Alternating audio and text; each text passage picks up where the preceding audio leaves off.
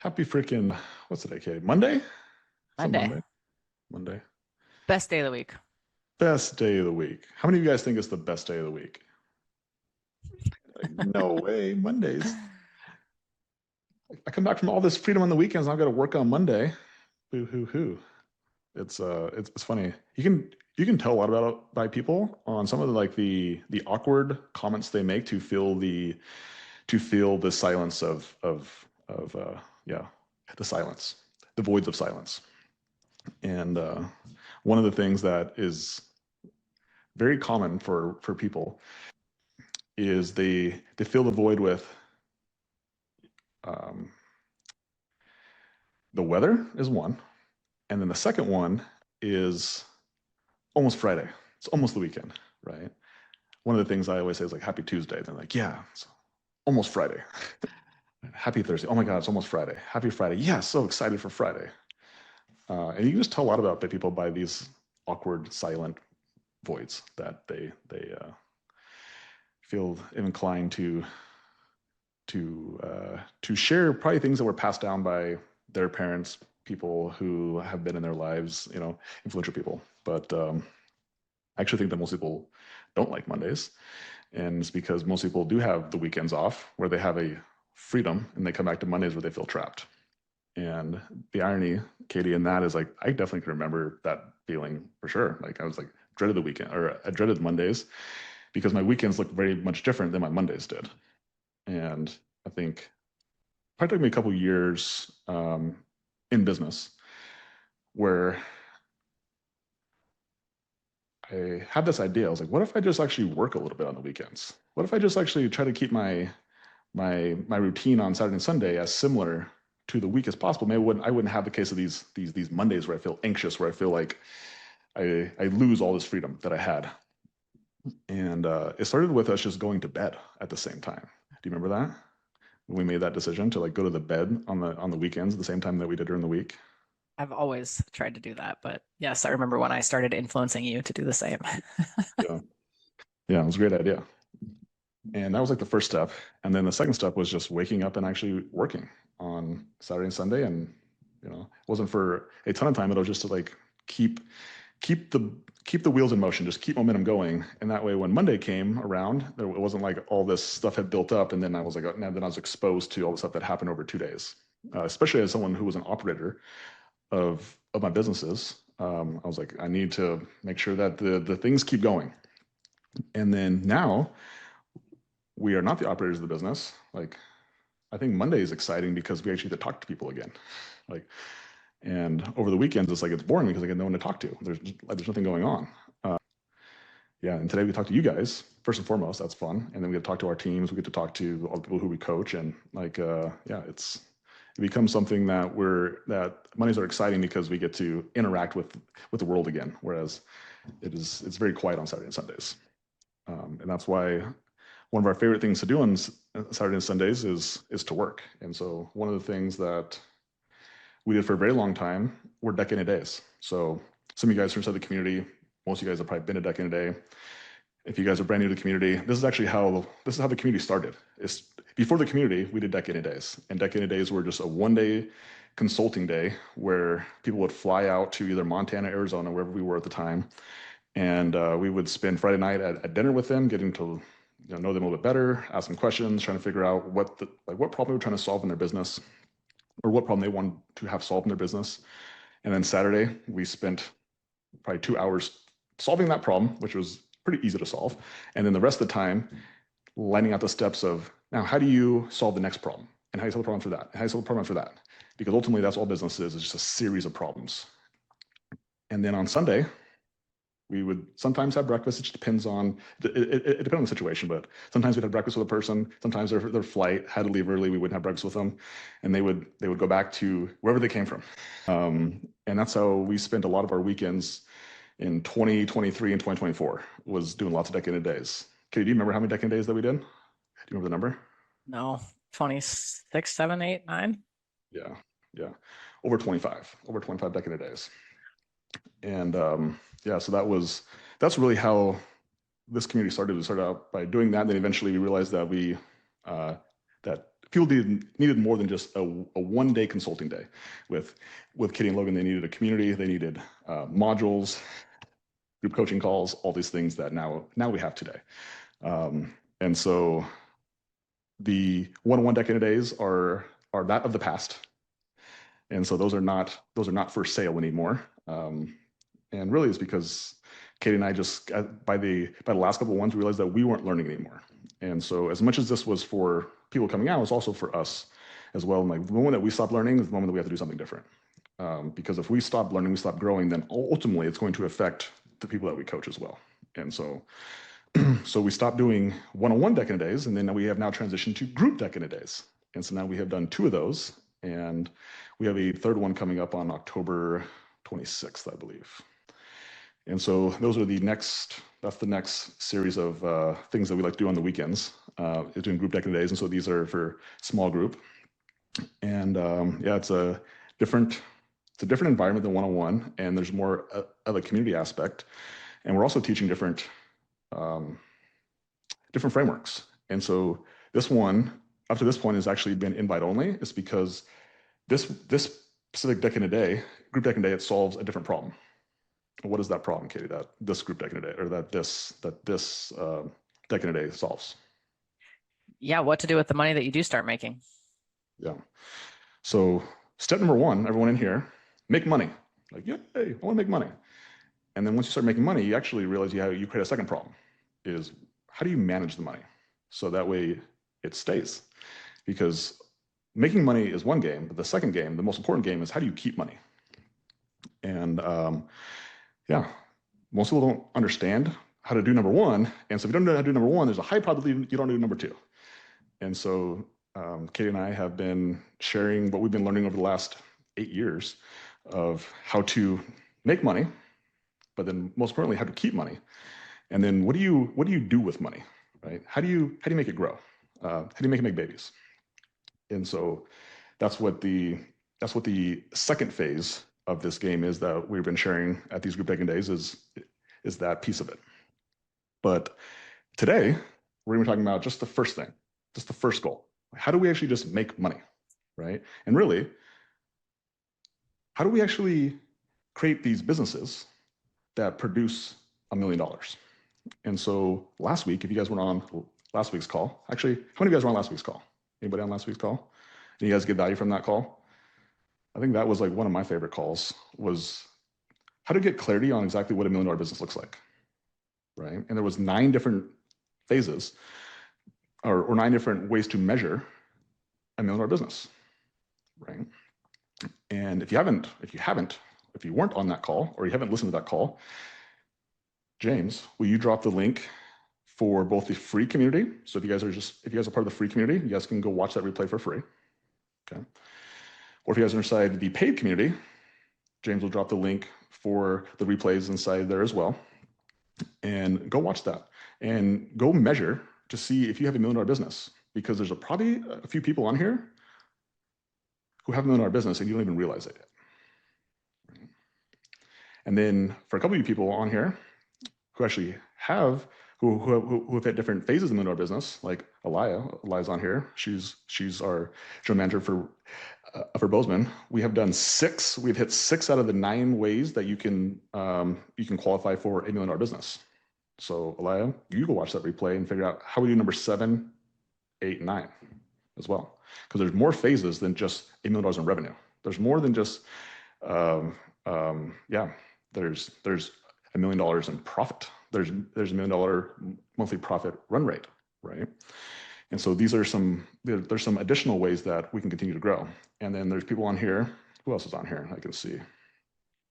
Oh yeah, Julia's on here. So Julia is the newest member of the $1 Million Club. So you guys can see all these plaques behind me. If you guys are watching this on the Zoom screen, you can see these plaques behind me. Those are all people who have built $1 million businesses. They have hit $80,000 a month. Julia, although the month isn't over yet, she's projected to do $90,000 this month. What? Yeah. And let's go. And it was cool because Julie and I just had our one-on-one this morning and asked her this question, or I told her this. I was like, you're the 7th person now inside our community who has built a $1 million business. And looking at everybody else, like everybody else had been in business for quite a long time. Like it just took time. Like a couple of people, it took them 10 years to do it, 7 years. I think before this, the fastest one was actually Katie, and that was just because she had an asset, and I don't want to say just, but like she had me as an asset, right? But she built Bills and 5-star cleaning to $1 million in 3 years, which was pretty dang fast. But Julia just started her cleaning business from zero in August of 2024. So in 13 months, she built the business from zero to $90,000. And I just asked her, I was just curious why. I was like, why? And then here's what she told me, and she's on this call too. But she was like, because I just followed everything you said, and like I felt these feelings of I don't like of resistance. I didn't want to do it, but I did it anyway. And she's like, I see it more now. She's like, now that I have more success, now I want to like try to change more things. And I realized that what got me here is that I just followed it and I just did it. And I didn't think I was smarter than I was. And I was like, oh, that could be one reason, right? I don't think it's the whole reason, but I was like, yeah, that probably makes sense. Like you just follow it as closely as possible. And I think that makes sense. But I also think a second piece of that equation is skills. And so like some people come with more skills than others from previous experience, right? It wasn't like Julia was born with skills. And this is something that I really stress to my kids specifically, is that like you are not inherently good at anything. If you ever believe that you are a natural, that is the biggest farce. It's a ridiculous thought and it's not helpful. Every skill requires work. Every skill. There's nothing natural. Some people who view things naturally is because they like doing the thing that got them good. That is the only thing that you would consider something natural. And so Julia might be considered a natural to some people, but it's because she naturally likes getting on sales calls. She naturally likes hearing no, like it gets her more motivated. She likes problems. Actually, she loves solving problems. And so someone's like, oh, Julia's natural. It's like, no. She's got skills. She just has reshifted her brain, the perception of a problem as exciting rather than anxious. It's the same feeling. Poor people label it as anxious. Rich people label it as excitement. And so today, that's what we're talking about. We're talking about how the 93% of people or businesses that never make it to $1 million is because they seek comfort. The 7%, they're chasing a story. And so if you guys want to understand how to be in the 7%, or someone like Julia, how to stay in the 7%, like this call is for you. I was just going to ask, I wonder how uncomfortable this last 13 months has been. Oh yeah. every call that I've got on, and Katie was coaching Julia before I was, and like every call, she's coming with tears, she's coming with problems, but she's showing up. And that's the most important thing. Always show up. Continues to take action. Always take action.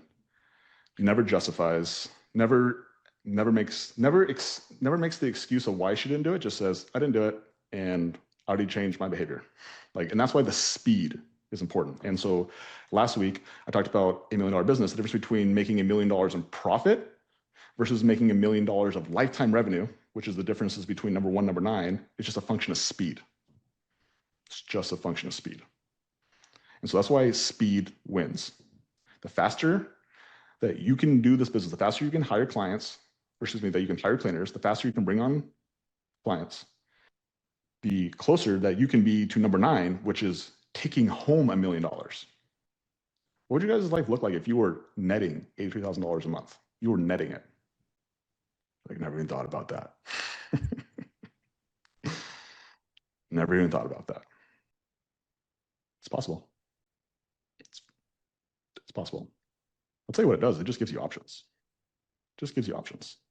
It allows you to help more people.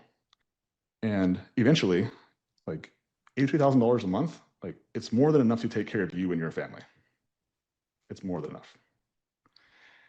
But what it does is it gives you the attention, it gives you the resources to be able to help other people. And so I think it's important for you guys all on here to understand is that there's a sequence to this entire game. And the only reason that Katie and I are sitting on this side of the seat is because we've done this. We've been doing it for a long time. Long time to define it, 8 years, right? But the first time that we hit $1 million net worth was 8 years ago. No, it wasn't 8 years ago. When was it? 4 years ago. I don't remember. 2021. Our financial freedom number was in 2017, but I don't Yeah. remember $1 million net worth. And so like, we're just teaching what we've done, and it doesn't make it the only way. It just makes it a way. And I thought about this the other day. I was like, how many of you guys have a rich uncle? Oh, some of you guys have a rich uncle, right? Or like rich parents, right? Yeah. Some people have those and some people don't. I never had a rich uncle or a rich parent whatsoever. Like no one in my family ever made money, ever. Like, so like I didn't grow up around people who had money. So like I had very poor money beliefs and poor money habits because it was what my parents didn't teach me. Let's just put it that way. Like, how many of you guys had parents that sat you down and taught you about money at the dinner table and said, Logan, your goal is to make as much money as possible so you can help a lot of people? Do you think my dad said that? And I have a rich uncle who said that either, right? And so I just had to learn these things the hard way. And really, I actually didn't learn them the hard way. I learned them from coaching. I learned them from like, Alex was probably one of the biggest people who helped me with money, but I've also had many other mentors along the way who also helped me with money. But one of the biggest things I learned from Alex specifically, and I've told the story before, but it's something that I'll never forget, is this was in November of 2017. And so we had done gym launch in April 2017. And that's when my business went from doing $5,000 a month to $50,000 a month. $50,000 a month, sorry. So like my business 10x overnight. And the reason was I actually had a business system that worked and I had somebody hold me accountable to actually follow through. And so that's why I feel like, Julie, I feel like I have a calling. Like it's like I have a calling for you is because Alex helped me so much in those first few months, because although it sounds cool, 5,000, 50,000, like it was the most miserable, it was the most miserable time of my life. I just wanted to say no to everything. And Alex just kept telling me to do more, like do more, do more, do more, do more. I'm like, I want to do more, I want to do more, I want to do more, do more. He's like, you can do more, you can do more. I remember never wanting to get out of bed. Every single day I just got up and was like, oh, freaking A, I don't want to do this. Every single day. And I'm just so grateful that I did. I'm so grateful. And because of that, I ended up getting really cool results. And that benefited Alex because he used me as the testimonial for everybody else, right? And so it was a win-win situation. And then, like I said, 6 months later, Alex asked me to work for him. Actually, I proposed to Alex, let me work for you. I can help you. And it was funny because I remember getting on this call. So Alex is really funny about his phone number. He told the story about how he changed his phone number, and so nobody could get a hold of him one time. And actually, I used that same story and did the same thing. But so he was just very conscious of like not letting people have access to him, and that way he could be in control of his time. And so I remember him calling me on a restricted number, right? I was like, I knew it was Alex, is that it was a restricted number. And it was him and Layla. And this was probably October at this point of 2017. And I was like, let me work for you guys. I don't know what you guys need. I don't care what it is. Like I can help you do something. I don't know what it is. And then we got off that call, then we got another call, and they basically said, okay, let's have you fly out to California, and yeah, we'll have you think like Alex. We'll have you learn to think like Alex thinks, and then we'll figure out exactly what you're gonna do. And so I got to fly out to, at that time we were living in Orange County, California, and I got to hang out with Alex and Layla for like probably 3 or 4 days. And I remember one of the moments I was sitting at their bar countertop inside their condo, and Alex told me that they were making $30,000 a day. I just was like, that's $900,000 a month. And I was just like thinking about like, at the time I thought I was rich. I was like, man, I'm doing really good. I have, I think at the time I had like $30,000 or $60,000 in the bank. I can't remember what it was. I just thought I was doing really good. And I remember him saying that. And it was just like one of those, like, it helped me like shift. It helped me shift like what was possible of like this person, this human being, like he's just a human being, definitely smarter than I was, also just had sacrificed more than I had at that point. And that's why he was making that much more money than I was, and a lot more money. And he was my rich uncle. He was my rich uncle. He was the one who just like helped me shape my beliefs around money. And yeah, and because I worked with Alex for probably 2 years, I ended up doing like one-on-ones with Alex. We got to do one-on-ones. They weren't scheduled, every single month, but we got to do one-on-ones occasionally. And there was two one-on-ones that were like transformational, and I can prove it. One of those was he sold me on getting married to the person who's on the other side of the screen of me right now.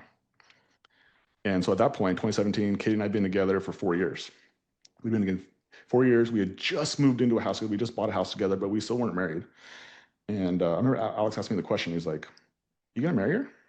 I was like, "I don't know. Things are going really good. Like things were actually going really good. We just moved in. We just bought a house. Like we're making money.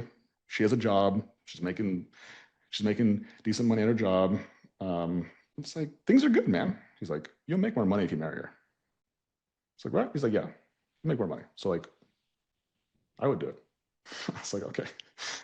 And then so he convinced me to propose to Katie, and literally 2 weeks later, we were married after that call. That was the first thing. And the second thing kind of piggybacked on that. So we got married in our living room. Just Katie, I, our oldest daughter, Kobe, and the ordainer and his wife as the witness. None of our family was there, not a single family member. And you guys could probably imagine some of the people were upset by that. Could you guys imagine as a parent, your kid's not inviting you to their wedding? Yeah. It's because you're so focused on you. And that's exactly what we were not. We were not focused on other people. We were not focused on the parents. We were not focused on what people thought about us. We were focused on really the number one goal at that point, which was how do we just get financially free? And so the second one-on-one that was life transformation or was life changing for me with Alex was he told me to stack $100,000 in cash. He's like the first time I ever made $100,000, like that's when my life changed the most. He's like, millions of dollars later, that first $100,000, like that was the one. That was the one where I felt the richest. And I was like, okay, that's the goal. And then the second piece of that was how do I convince Kay to do this? And so it was two pieces. It was I'll marry you, and she also wanted to have a baby. So then I was like, what about this, Katie? What about if we can save $100,000, then we can also have a baby, a second baby. And Katie ate that one up. She was like, okay, that sounds like fun. And so then what we did is we aligned our business goals with our personal goals together. And I got Katie, who was the number one asset that I've ever had in my life, to her to be all in. And so your biggest asset or your biggest liability is the person who sleeps next to you. They're the ones who are in your ear all day long being like, let's go, come on, we got this, you got this, come on, you can do this, versus, I don't think you should do that, I think it's risky, I don't know, it's not very safe, you're working too hard, why don't you ever spend time with me, right? That naysaying, like this business is already hard enough. You got all this naysaying, like it will kill your goals. But those were the two moments that Alex really helped me like set a standard for what was possible and what was required in order for me to continue to grow. I think that's why I feel so called that's why I feel like it's my duty to continue to get better and to make progress and to have evidence and proof that I've done this thing, because I really like my real goal is just to be able to teach other people how to do it as well. Because I feel like if I would have had an Alex in my life at 15 years old, 16 years old, 20 years old, 25 years old, like I would be further ahead, way further ahead than I were today. Like I just think about my kids, like my kids quite literally know more about money and finance and investing and life and being a good human and serving people and how money actually works and how it's attracted to value and how to not chase money, but how to chase skills. If I would have known all that stuff, I'm like, oh my God, I might be the one who's got $100 million net worth at 30 years old, like Alex, if I would have had that in my life. And I was like, but what if somebody else can do that? It's not going to be maybe like, I'll get to $100 million. It's not going to be at 30 years old, right? So how can I help other people maybe just get to $1 million first? That's the first goal. How do we get to $1 million? And so I think that's what these calls are about, is to give you guys a rich uncle if you don't have one. Give you guys an opportunity to like follow a path of people who have done it and who are giving you, or who are giving a framework. And ultimately, like if you don't want to do it, that's totally fine. And that's why the uncle is important. I think about this, like the difference between uncle and a parent is the parent, like again, it's they want it because it makes them feel good. But the uncle, yeah, uncle just says, just do it.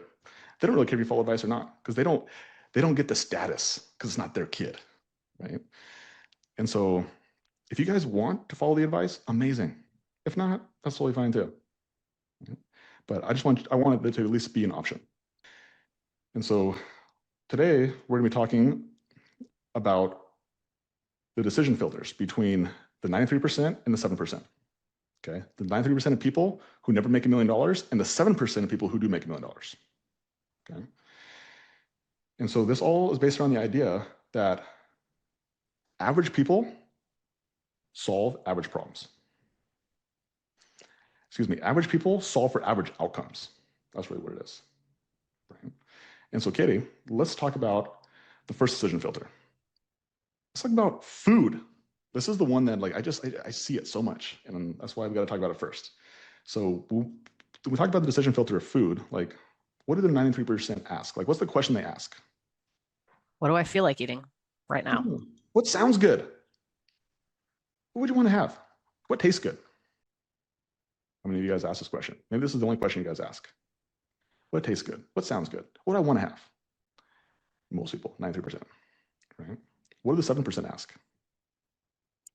What makes me feel good? What makes me better? What makes me achieve my goals? What makes me leaner? What makes me stronger? Right? And so some of you guys who actually been at the Decadent today, you guys will notice that I eat differently than most people do. And trust me, it's nothing to do with everybody else. It's everything to do with just me and my goals. And so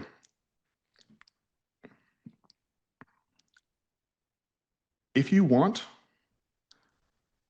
different outcomes and you want to be in the 7%, you want to be in you want to be in the extraordinary category,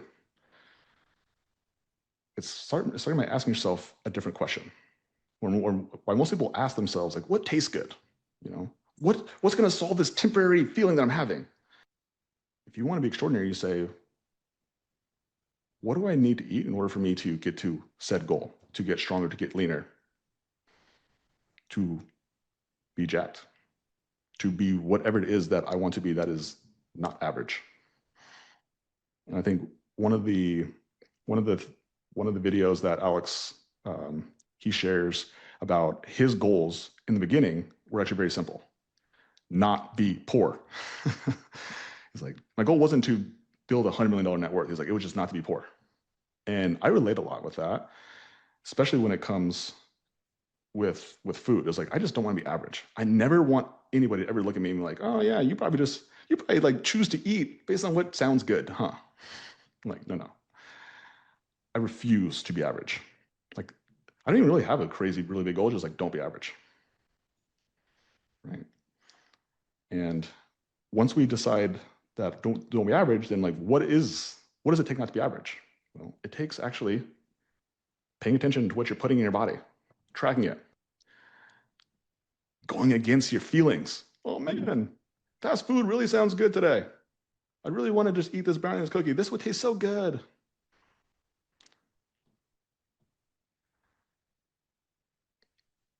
It's very short-sighted.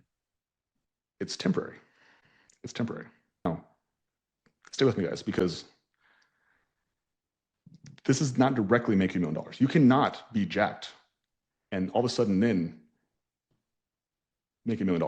Like, that's not how it works. I'm just pointing out a decision filter that allows you to practice this and be aware of this, because the reality is that like how we make one decision, there's a high probability we make other decisions just like it. So there's an opportunity for you just to become aware of it more than anything. Okay. Let's talk about relationships, Katie. This one's important. This one's very important. What do the 93% ask when it comes to relationships? What does this person make me feel like? Do they make me feel good about myself? Mm, yeah, yeah. This one, this one is really important. A lot of times that we choose our partner based on something very temporary again, which is a feeling. This thing called love. It's emotion. Ego. Ego. Yeah. Does this person increase my status? Do I look better because of this person next to me? And we wonder why that the divorce rate is so high. We wonder why people can't stay together. It's because we're creating relationships with people based on a temporary outcome. Wow, the sex I have with this person is amazing, right? Like we solve for today. But Katie, what is the 7%? What does the 7% ask? Yeah. Does this person make me better? Which ultimately doesn't usually feel good. Mm, yeah, it's kind of interesting, isn't it? It's kind of interesting. Yeah. So I think this is like in my experience, I used to have the filter of 90%. I used to just pick people on feeling good and like how attractive they were and all these things. And the irony was when I was looking for Katie, my filter changed. And so I started my gym business in December of 2013. And as soon as I started my gym business, I started reading. Up to that point, I hadn't read in a very long time. Um, not on purpose anyway, right? And so I remember reading this book called Think and Grow Rich by Napoleon Hill. Have you guys ever heard of that book before? Some of you guys. It's probably one of the most famous personal development books on the planet. It's very old, by the way. It's like it was published in the 20s or 30s. But there's a chapter in there called Sex Transmutation, and in there Napoleon Hill talks about how that a lot of the most successful people in the world at that time, they became successful much later in life because they spent their early 20s, 30s, and 40s chasing tail, for lack of a better expression. That's what he said. He's like, the moment they stopped chasing tail and they actually just found a spouse and they solved that problem, then all of a sudden they used that sex energy and they put that energy into growing a business and helping the world out rather than just, you know, chasing tail. And I remember reading that chapter and being like, oh, that's what I need. I need to stop being distracted and partying and like living for the weekends. I need to just to find somebody, solve this problem so I can then focus on growing a business. And I met Katie 3 months later, March 2014. And I saw Katie and I was like, that's the person. And it wasn't that she wasn't attractive. She's obviously attractive. But the thing that attracted me even more to her was that she didn't party. And one of the reasons that she didn't party wasn't this like this choice, is because she had a kid. I was like, oh, perfect, right? Has a kid already, which solves two problems.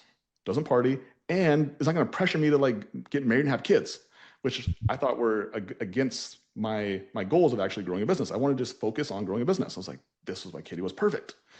And so the irony is, well, what would most people would say, like, single mom, that's a lot of baggage. I'm like, no, this was perfect. Like, to me, it was everything I needed in order for me to get to my goal.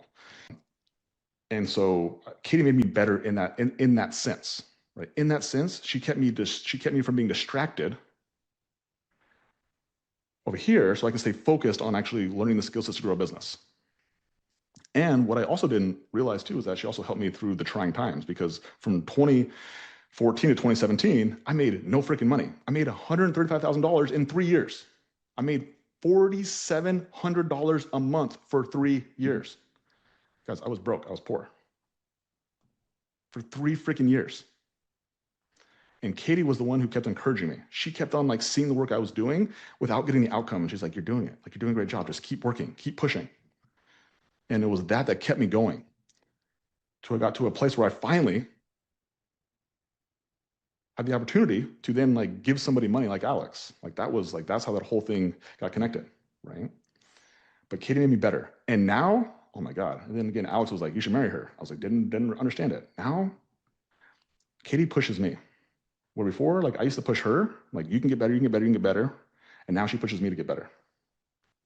And now, like That's what our relationship is like we push each other to get better. And like Katie and I today are not the same humans that we were 11 years ago when we met. Like we are not even close to the same people. And I believe that the reason why people end up getting divorced or they go their separate ways is because somebody outgrows the other person. Somebody's no longer pulling their weight.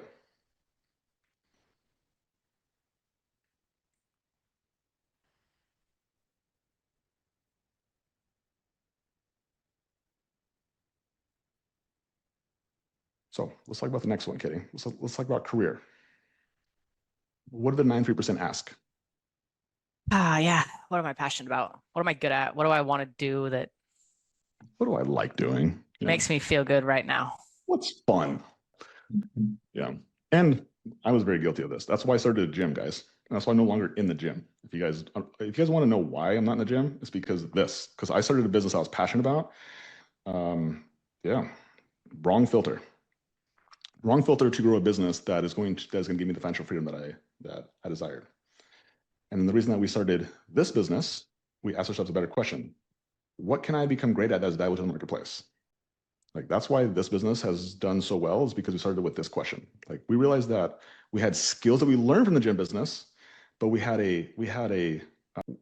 picked a market that people actually wanted the service, for lack of better expression. And so some of you guys in here don't have the experience of selling fitness, but I promise you, if you guys think selling cleaning is difficult, go try to sell fitness. Go try to sell somebody a service that they have to give you money for, that they have to change what they eat, they have to change their routines around food, around sleep, around gym, to get a result that is a very low probability to actually achieve it. And even if they do achieve it, they have to continue to sacrifice all those things that they enjoy, they like doing, the temporary outcomes, for the rest of their life. That's your reward. Yeah, tough sell. Very hard. It's very hard. On the contrary, do nothing. I can be there tomorrow.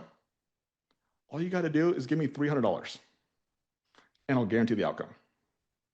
You just got to unlock the door. And this is why cleaning is not hard to sell.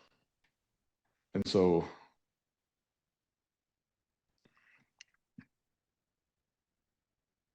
when we ask ourselves the right questions, then we can actually solve for the right outcomes, right? And really, I take those three examples just as giving you like three different scenarios in life. But if you just understand the difference between solving for temporary outcomes versus permanent outcomes, that's really what we're looking for, right? And solving for feel good today or feel good in a year. Yeah, that's really what it comes down to. Right. I think with the career one, the thing that I keep going back to with the gym is it's easier to sacrifice something that you are not passionate about. But when you are passionate about it, you make decisions based on the passion and the feeling, and you're not willing to make as many sacrifices. Because there wasn't a passion behind a clean house, it's easier to sacrifice and do what Julia did in the last 13 months to be able to get the outcome of serving more people. That's really good. I guys can tell you, like, the reason I was not very successful in the gym business is exactly that same thing. Like, my first 3 years in business, this is probably, you guys can probably guess, probably why I only made $4,700 a month, is because I refused to sell weight loss. Like the cornerstone of the market, I refused to serve that avatar. I remember getting on the call with Alex, and he told me about the offer and what it was, and it was all about like losing weight and losing body fat. I was like, oh no, I don't sell weight loss. He's like, yeah, that's what you used to. Now we do. I was like, okay. I was like, yes, I did. And like these are some of the little things that we do when we solve for passion that we're not willing to actually change our business to adapt to the marketplace. And so like what Katie said right there is so important. Like I do see people actually who are cleaners. The people actually who are cleaners, who get really good at cleaning, they also are the ones who have the most difficulty making the transition to a business owner, because they have to clean a certain way. They have this belief that like it has to be done this specific way. And if you're not willing to adapt to what the marketplace says that you actually need, which sometimes could actually be dialing back the standard, then your business won't grow. So if the 93% solve for temporary outcomes, so these are things like taste, pleasure, fun, right? Feelings. Yeah. I look at this a lot in kids, for example, and like most kids solve for fun. And then I look at adults, and adults are just grown-up kids, and like they're solving problems for fun. Like the whole outcome is like they try to solve for fun, which is a temporary feeling. And then I look at the really successful people, the Alexes, Laylas, and they solve for permanent outcomes. They solve for skills. They solve for assets. They solve for impact first.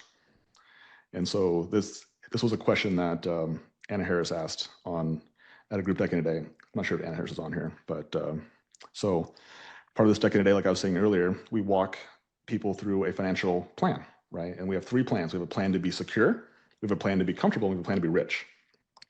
And Anna asked the question that I'm sure everyone asked: when do we have fun? Right? It's like we're spending all this time, energy into acquiring skills and assets and impact, but like, when do we actually have fun? Right? And the choice is, or at that point, then the choice is like, you choose. Like, do you want to have a lot of temporary fun, or would you prefer to like solve for skills, assets, and impact, and you can have fun for the rest of your life, right? And really, then your definition of fun just changes, because ultimately, like, personal desires, like, you can only have so much. You can only have so much. You only get filled up so much. You can only have so much personal desire before all of a sudden, like,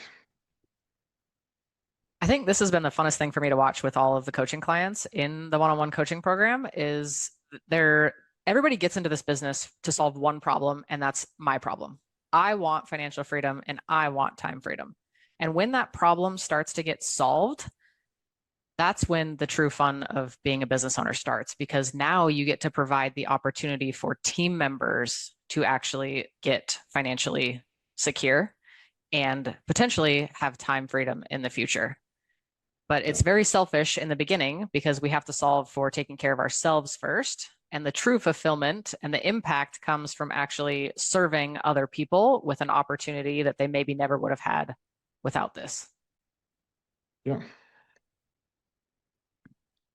Yeah. And like, and go on that point too, it was like, so with Elias specifically, we solved we solved the problem of having the asset of the company. Now Elia is the one who's run that company. And I was just telling Julia this on our call, because she was asking about profit share, about potentially doing profit share with her office girl. And we're talking about numbers and percentages. And I was like, yeah, Elia has a profit check coming at the end of this quarter, and like, it's going to be over 20,000. Like, she's gonna she makes more money than most business owners do. In fact, almost all business owners do, because I see most business owners. And the reality is that like, that's cool because Katie and I got to provide this opportunity once, and then now we're doing it. Now we're trying to do it again and again and again. And so it can be done through the coaching medium, but also it can be done through people becoming entrepreneurs. And I can't remember who talked about this, but entrepreneurship gets a lot of love, but we know the numbers, 93% and 7%, right? Very few people actually make it. Entrepreneurs. So the difference between an entrepreneur and entrepreneur is very simple, is that an entrepreneur, they just don't risk any capital, but they get to participate in the upside. And so that's what Elia is, as a general manager for a company. Like, she doesn't have any capital at stake. Like, she didn't spend hundreds of thousands of dollars or years building the company. However, she gets to participate in the upside of the company. I think entrepreneurship is the gateway to financial freedom. I really do. Oh, it was Kobe. That's who was talking about it. Or also Kobe was talking about entrepreneurship. It was amazing, which means that she's listening to us, right? She's like, she has an entrepreneur class, and her teacher was asking about what she wanted to do when she grew up, and so she was telling us about it, and she was like, yeah, I actually just wanted to like go be an entrepreneur. I want to go work for somebody, acquire skill sets before I go start my own thing. I was like, great freaking idea. I was like, that's amazing. so good, because entrepreneurship, like a lot of you guys know, it's not all that it's cracked up to be. And really, like, you guys are now learning skills on your dime that you could have learned on somebody else's dime. But you didn't have a rich uncle, right? You didn't have an Alex in your life. And so that's where, like, you guys can now get the benefit of that, but you got to pay for it.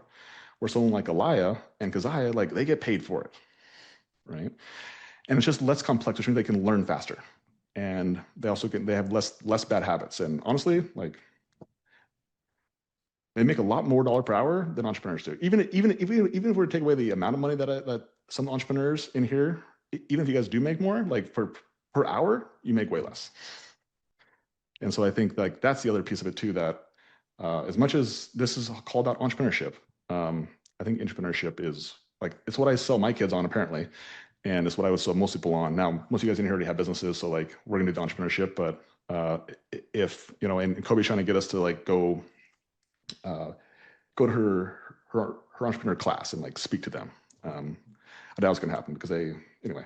But if I were to go in that class, I would sell them on entrepreneurship, not entrepreneurship, all day long, right? Because the entrepreneurship, you learn, it's easier for you to learn these decision filters without this weight, this feeling of risking all the money, risking all the time, and not working out. Right? Cool. Okay. What else, Katie? What else can we talk about today? Yeah, I think the secret to, like, figuring out how to think like the 7%, because naturally we seek comfort as humans. We seek, not the challenge. And it goes back to something that you said last night in our conversation, is, like, what is the goal? If the goal is to build $1 million cleaning company, then if I am sitting here shaking in my boots this morning because I have so many leads to call and I feel overwhelmed, like, me acting despite my feelings and calling these leads going to get me closer to that $1 million run rate, the action of actually, calling leads? Or am I going to act on my feelings, and in order for me to feel good right now, I need to get up and go for a walk and walk away from my computer? So are our actions in the moment with the feelings in alignment to the ultimate goal or not? And it's pretty simple. They're either going to get you closer or they're not. And there's not a wrong decision to be made. It's just understanding that there's a sacrifice either way. Well, it's just confronting the actual situation. Is, do you want to actually have $1 million business? Do you not want to have $1 million business? Here are the actions required to have $1 million business. Here are the actions required to not have $1 million business. Like, it's just aligning those two things together to where, if you want $1 million business, then your actions need to align with that, which means sacrifice. And that's ultimately what this whole thing comes down to. And, like, Julia, the reason why Julia went from $0 to $90,000 a month in 13 months is because she was willing to sacrifice everything. She prioritized her business. By the way, she's got kids. She's got young kids. She's got a husband. She's got a life. She's very much in shape, and she sacrificed the business. She prioritized the business over everything. And that's why she is where she is, and that's why nobody else has done it, because they're not willing to sacrifice. And that's okay. It's not a comparison, by the way. It's just an understanding. Like, how did she do it? It's because she sacrificed more. That's it. She sacrificed more. She went through more pain. She prioritized the business over everything for a season. Right?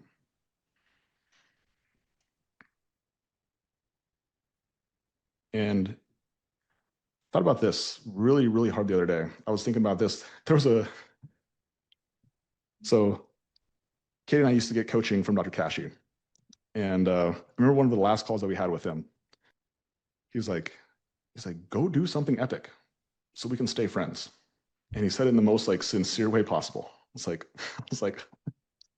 yeah, like, successful people, they admire sacrifice. So if you want someone successful to admire you or to be your friend or want to talk to you, like, go sacrifice. Because I'll tell you what successful people don't admire. They don't admire stuff. Justifications. They don't admire comfortability. Look, I just took my family on a trip. We just went to the beach. We just went to Disney World. We just bought a car. We just bought a house. Like, successful people do not admire any of that bullshit. We just got married. We spent 20 grand on a wedding. You know what successful people admire? We spent no money on our wedding. We're driving a 20-year-old car. Every single dollar that we have, we reinvested it into our skill sets, into coaching, into learning more. That's what successful people admire. Sacrifice. They admire people who are willing to let go of temporary outcomes in order to get the permanent assets. And so if you're ever like needing a decision filter to go off of, I think that's one that's been like one that's really helped me. Do you guys remember when the WWJD, when the bracelets came out, the what would Jesus do bracelets, right? And the idea is just like, what would Jesus do in this moment? And I think that like that concept is actually really powerful. And you can just also like replace Jesus with somebody else who you admire and be like, what would Katie and Logan do in this situation? And some of the people who I talk to, like they actually use that filter, and it's like, oh, well, Katie and Logan would probably recommend doing this, so I'll just do that. And you can basically get free coaching, which is the best coaching. It's like you being able to coach yourself. I have heard both Elia and Keziah say that. Yeah, it's good, right? Yeah. I use it all the time. I use that filter all the time. Like, what would Alex do? What would Trevor do? What would Pace do? It's so simple when you present it that way. Like, what would Pace tell me to do? I'm like, oh, okay, I'll just do that. So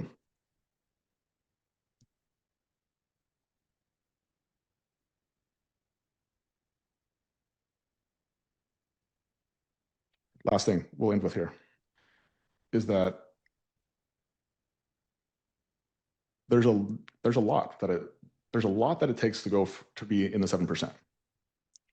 And that's why trying to make it as simple as possible is what the goal of this call was today, was to break it down to the filter of like, what do I need to give in order for me to get the goal?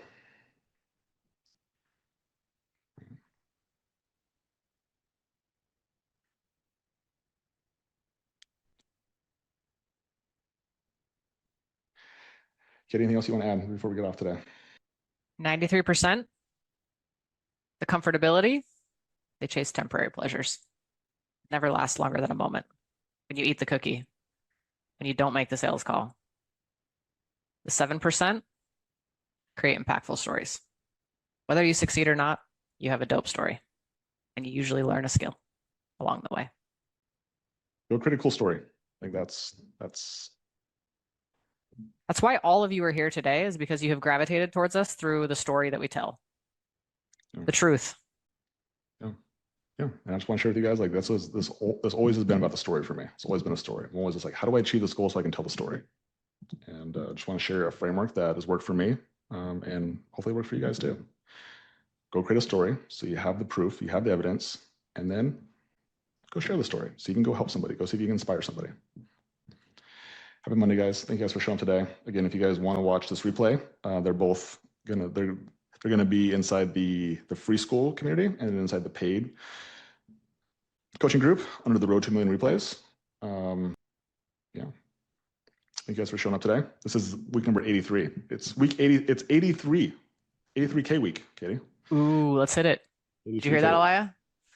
It's 83K week. Yeah. I love it. So we'll be back next week, guys, and appreciate you guys for showing up, and go create your stories. Go work on your stories. So see you guys next week.